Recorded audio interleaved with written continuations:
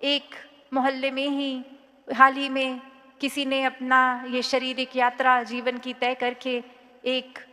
मृत्यु की प्राप्ति की होती है और अब वो शरीर रूप में इंसान लेटा है। तो माता पिता वो बच्चे को समझाते हैं कि देखो, मरा हुआ इंसान तो ऐसा होता है।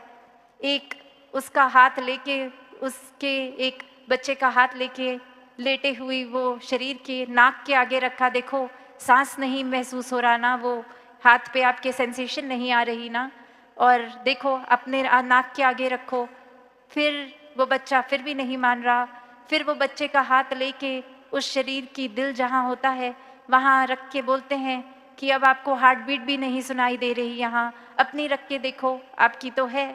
तो आप जिंदा हो। वो बच्चा कुछ भी कर लो, वो यही माना बैठा है कि नहीं, मेरे को जो सपना आया था उसमें मेरा शरीर खत्म हो गया था, तो मैं अब जिंदा नहीं हूँ। और बात फिर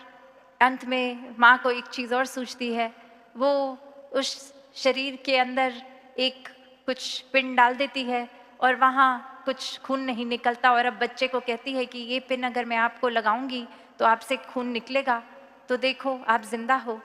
और बच्चा फिर वही बात पे अटक के कहता है कि माँ आप समझो, आपको लग रहा है कि मरे हुए इंसान ना सांस लेते हैं, ना उनकी दिल की धड़कन होती है, ना उनके शरीर से अब खून बाहर आ सकता है, तो मैं तो आपको एक नई चीज़ अब सिखा रहा हूँ कि देखो, मरे हुए लोग सांस भी लेते हैं, ये दिल भी धड़कन चलती रहती है, शरीर से खून भी आ सकता है। तो बात वही कि कैसे वो बच्चे ने अब इतनी जिद से अपना एक पॉइंट ऑफ व्यू पकड़ लिया कि कुछ भी कर लो, कितने भी लॉजिक दे लो, वो अब अपनी बात से ही नहीं हिल रहा। तो ऐसे तो फिर ये विस्तार कहाँ होना है। बात वही कि अपने आप को इतने फ्लेक्सिबल रखें कि जहाँ अपनी बात अगर पता है ठीक है तो उसको ज़रूर रखें, पर साथ ही दूसरों की बातों को भी इस तरह खुले दिमाग खुले दिल से सोचें कि उनकी बात में भी अगर कुछ ठीक लगे तो उसको भी अपनाया जाए। वरना अक्सर अगर किसी की बात ठीक भी लगती है तो भी होता है नहीं, जो हमारा पहलू था वही हम पकड़ के रखेंगे, चाहे उसमें दूसरे की बात में कुछ सेंस भी लग रहा है तो भी उसकी बात को नहीं एक अपनाना, अपनी ही बात को पकड़ के रखना है। तो अगर आध्यात्मिक पहलू से देखें तो हम ऐसे ही फिर छोटे एक दायरे में रह जाएंगे अगर सिर्फ अपना ही एक सोचते रहें, या फिर एक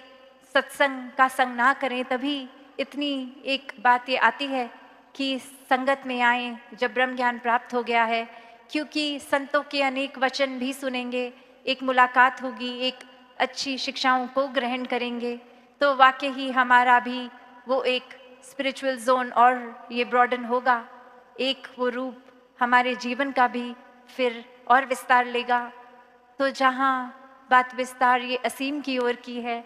तो हर कोई जीवन का पहलू हम इतना ज़्यादा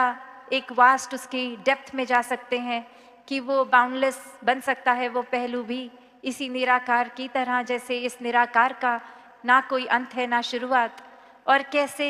ये ही फिर हर तरफ हर रंग में भी है और बेरंगा भी।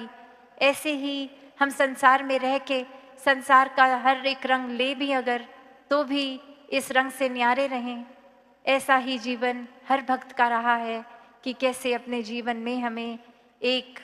उस तरह इल्यूजन की जो बात अभी हमने सुनी कि वो हो जाता है, लगता है यही सच्चाई है, पर वाकई ही ये सच्चाई ही सिर्फ सच्चाई है। ये परमात्मा, ईश्वर, अल्लाह, जिस नाम से भी बुलाना चाहें, ये ही है जो हर समय की सच्चाई है। वरना कोई जगह, कोई एक शरीर को ही देख लें तो एक पैदा होते ही बालक और बुजुर्गी तक कितना ये आकार बदल गया, पड़ाव बदल गए। अभी अगर अंधेरा हो गया है तो ये शाम या रात कहलाई जा सकती है,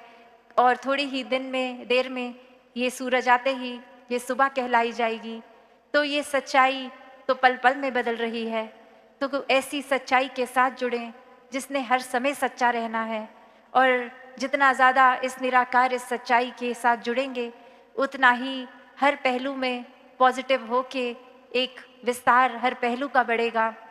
तो दासी की नज़र अब घड़ी पे और समय ना लेके इन्हीं शब्दों से आपसे आज्ञा लेगी। सत्संगत जी, धन्यवाद।